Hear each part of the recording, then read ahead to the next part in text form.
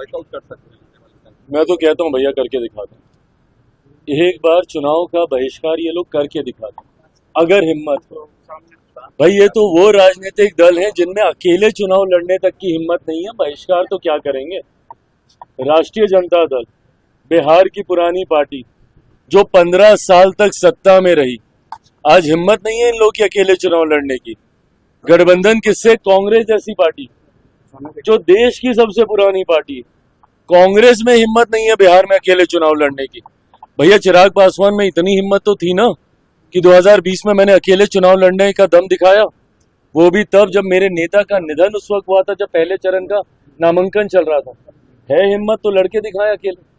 तो जो अकेले चुनाव नहीं लड़ सकता वो चुनाव का बहिष्कार क्या करेगा। ये सिर्फ धमकी देने का ये लोग कार्य कर रहे हैं। और किस बात को लेकर? आदत हो गई है विपक्ष की डराने की, लोगों को डरा कर वोट हासिल करने की। लोकसभा के वक्त भी ऐसे ही डराने का काम किया था। क्या कहा था बार बार लोकसभा में कि भैया मोदी की सरकार फिर से आ गई तो आरक्षण समाप्त हो जाएगा, लोकतंत्र की हत्या हो जाएगी, संविधान समाप्त कर दिया जाएगा। आज बताइए 1 साल से ऊपर हो गया हम लोग की सरकार आए हुए, कहाँ का संविधान खत्म हुआ, किसका आरक्षण छीन लिया गया, या कौन से लोकतंत्र की हत्या हो गई। एसआर को लेके जो भ्रम फैलाया जा रहा है, यही भ्रम सीए को लेके भी फैलाया गया था। सोचिए, एक नागरिकता देने वाले कानून को इन्होंने नागरिकता छीनने वाला कानून बताकर देश के अल्पसंख्यक समाज को डराने का काम किया था। आज मुझे बता दीजिए कौन से अल्पसंख्यक समाज की कितने मुसलमानों की नागरिकता छीन ली गई जिस तरीके से डराया गया था सीए को लेकर। वैसे ही एसआर को लेकर पहले तो इन एंटीसिपेशन, अरे भैया इतनी जानकारी है आपके पास इतनी जानकारी है तो दे दीजिए ना सबूत। एक सबूत इन लोगों ने नहीं दिया। अगर इतनी जानकारी है कांग्रेस के पास, राहुल जी के पास, राजद के पास, तो दिखाए ना कि भैया कौन सा सही आदमी था जिसका इन लोगों ने कैंसिल कर दिया हो या जिसका नाम वोटर लिस्ट से हटा दिया हो।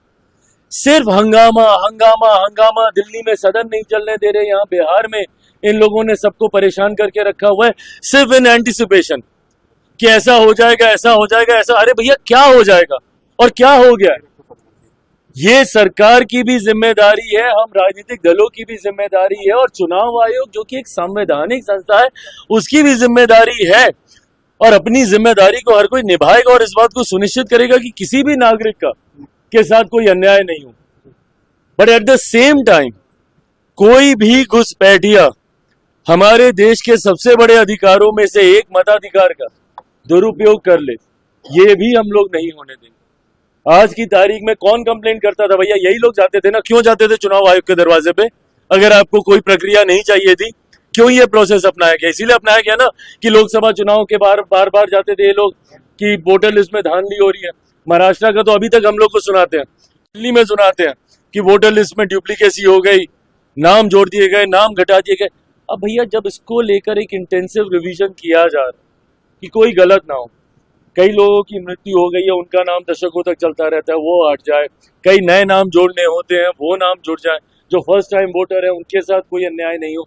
जब इस प्रक्रिया का पालन किया जाता है तो भी आपको शिकायत, नहीं किया जाए तो आप चुनाव आयोग का दरवाजा खटखटाते आप नहीं थकते, तो चिट भी आपकी, पट भी आपकी, नहीं चलेगा। हकीकत ये है, 100 बात की एक 100 बात की एक बात 100 बात की एक बात, हकीकत ये है कि विपक्ष अपनी हार मान चुका है। अभी तक ईवीएम पे ठीकरा फोड़ा जाता था, ईवीएम को बदनाम किया जाता था, अब वो बहाना इन लोग का चलता नहीं है। तो अब इन्होंने अगले 3-4 साल के लिए एक नया बहाना निकाला है, वो है वोटर लिस्ट को लेकर।